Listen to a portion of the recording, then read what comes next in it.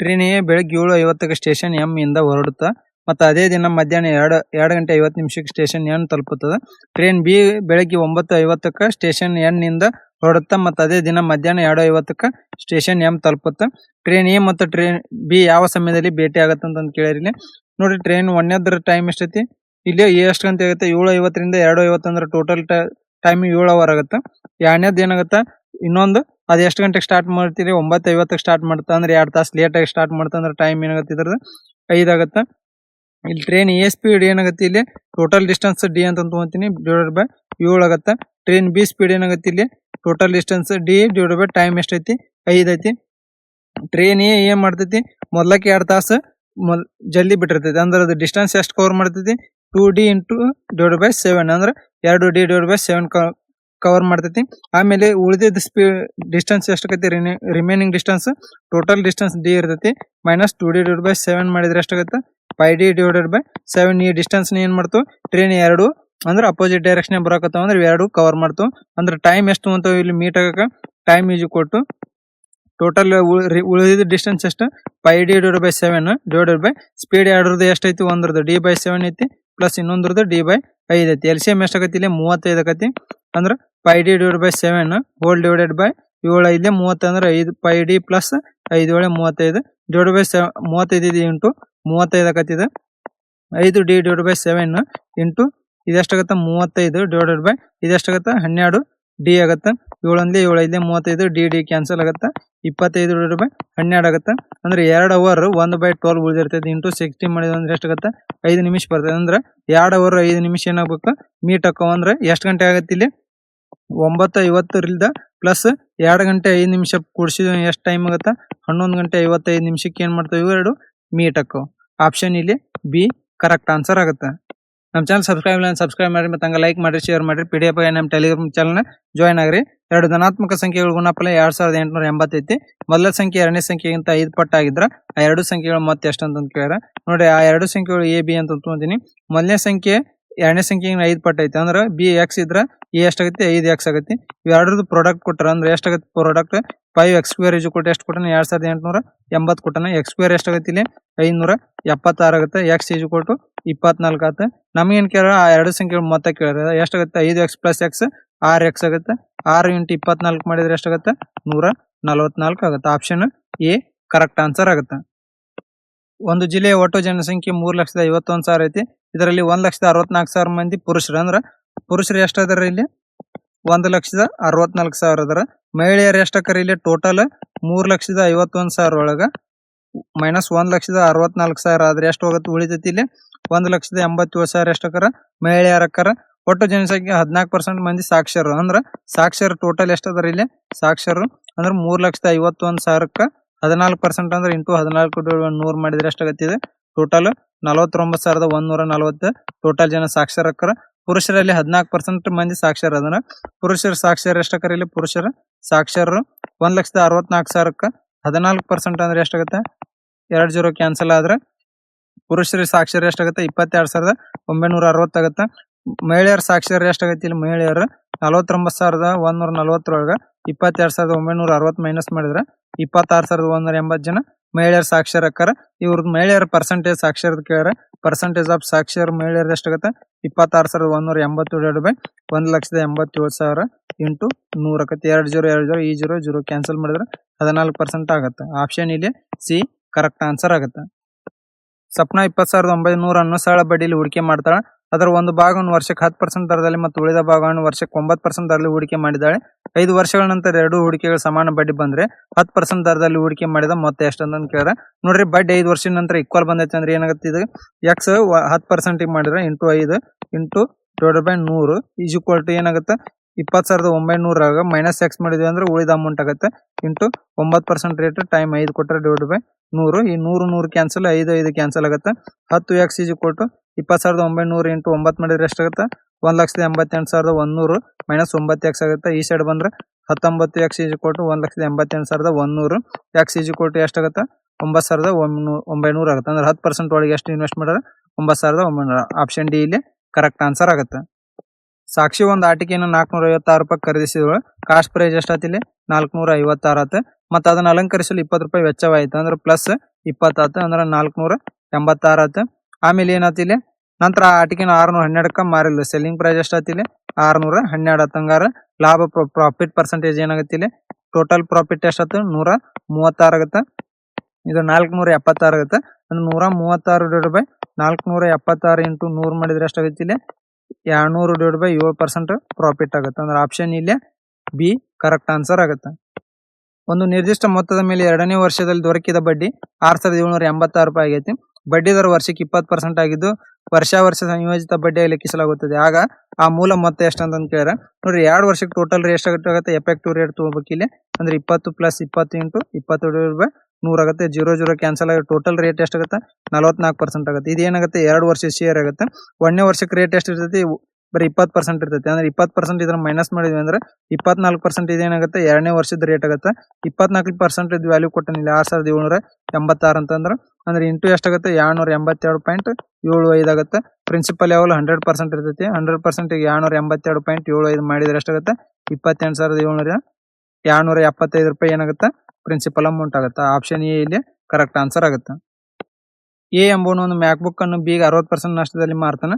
ಅಂದ್ರೆ A to B ಏನಂತಿಲ್ಲಿ 60% ನಷ್ಟಕ್ಕೆ ಅಂದ್ರೆ ಏನ್ 100 ಇತ್ತು ಅಂದ್ರೆ 60% ಲಾಸಿಗೆ ಮಾರಿನ 40 ಆಗುತ್ತೆ. ನಂತರ ಬಿ ಅದೇ ಮ್ಯಾಕ್ ಬುಕ್ ಅನ್ನು ಸಿ 25% ಲಾಭದಲ್ಲಿ ಮಾರ್ತಾನೆ. ಅಂದ್ರೆ ಬಿ ಟು ಸಿ ಏನಾಗುತ್ತೆ ಇದು ಫ್ರಾಕ್ಷನ್ 1/4 ಆಗುತ್ತೆ.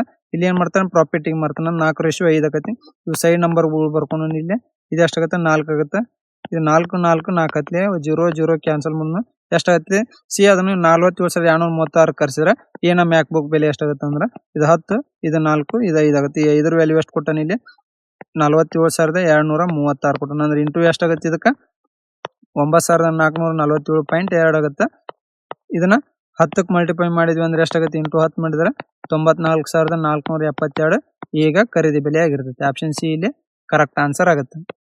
ಎ ಎಂಬುವನು ಒಂದು ಮ್ಯಾಕ್ ಬುಕ್ ಅನ್ನು ಬಿ 60% ನಷ್ಟದಲ್ಲಿ ಮಾರ್ತಾನೆ.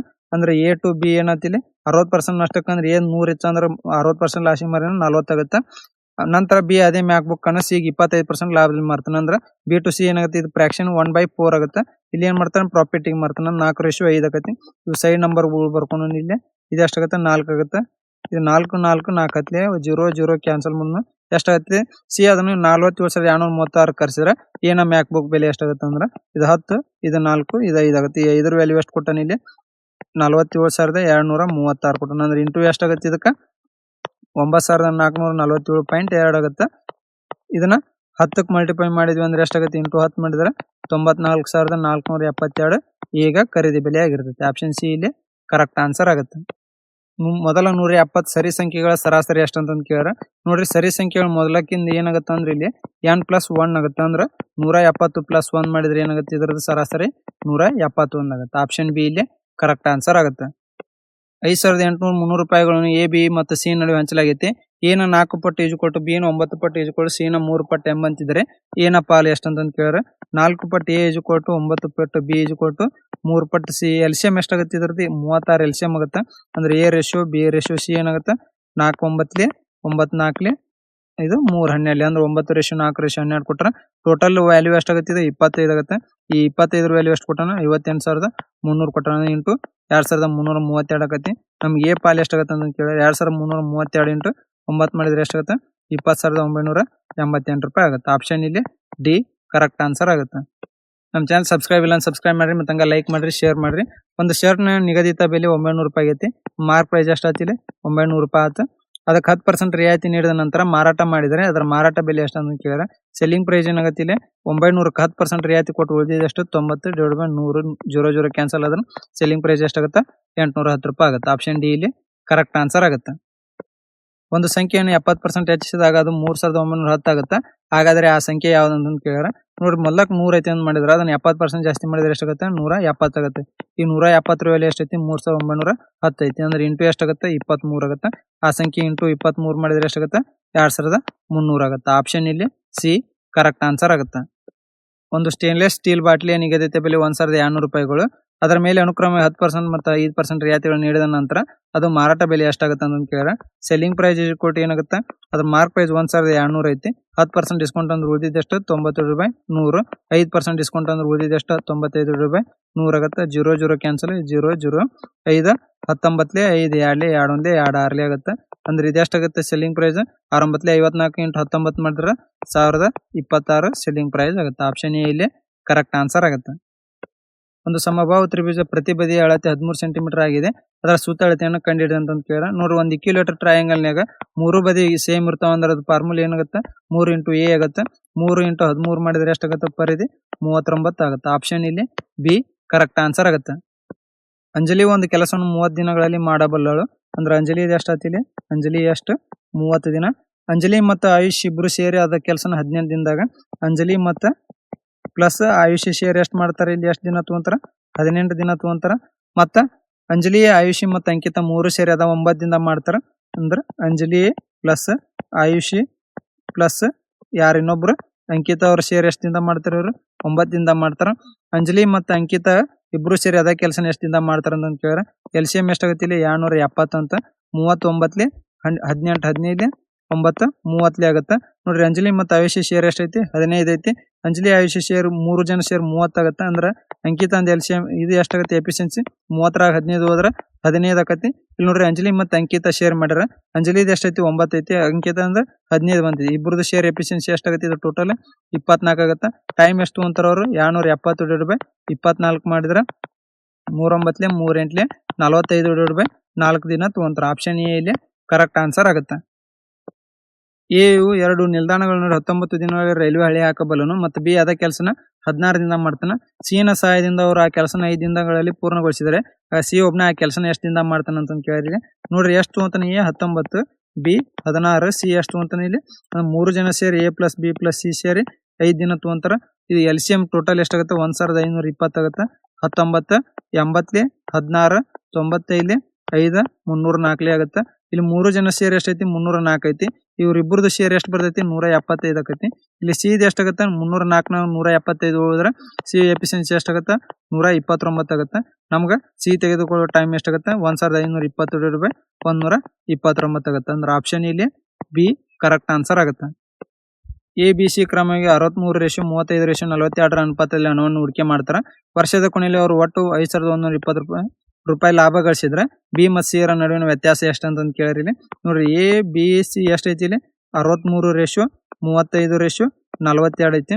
ಟೋಟಲ್ ಸಮ್ ಎಷ್ಟಾಗುತ್ತೆ ಇದು ಟೋಟಲ್ ಸಮ್ 140 ಆಗುತ್ತೆ. ಇದ್ರ ವ್ಯಾಲ್ಯೂ ಎಷ್ಟು ಕೊಟ್ಟನ 5120 ಕೊಟ್ಟನ. 00 ಕ್ಯಾನ್ಸಲ್ ಮಾಡೋಣ ಇಲ್ಲಿ. ನೋಡ್ರಿ ಬಿ ಮತ್ತು ಸಿ ನಡುವಿನ ವ್ಯತ್ಯಾಸ ಎಷ್ಟು ಅಂತ ಕೇಳಿದ್ರೆ ಬಿ ಮತ್ತು ಸಿ ನಡುವಿನ ವ್ಯತ್ಯಾಸ ಎಷ್ಟು ಬರ್ತೈತಿ 7 ಬರ್ತೈತಿ. ಅಂದ್ರೆ ಡಿವೈಡೆಡ್ ಬೈ 2 ಮಾಡಿದ್ನಿ ಅಂದ್ರೆ ಎಷ್ಟಾಗುತ್ತೆ ಇದು 7 ಆಗುತ್ತೆ. ಇದು ಎಷ್ಟಾಗುತ್ತೆ ಇಲ್ಲಿ 256 ಆಗುತ್ತೆ. ವ್ಯತ್ಯಾಸ ಎಷ್ಟಾಗುತ್ತೆ 256. ಆಪ್ಷನ್ ಡಿ ಇಲ್ಲಿ ಕರೆಕ್ಟ್ ಆನ್ಸರ್ ಆಗುತ್ತೆ.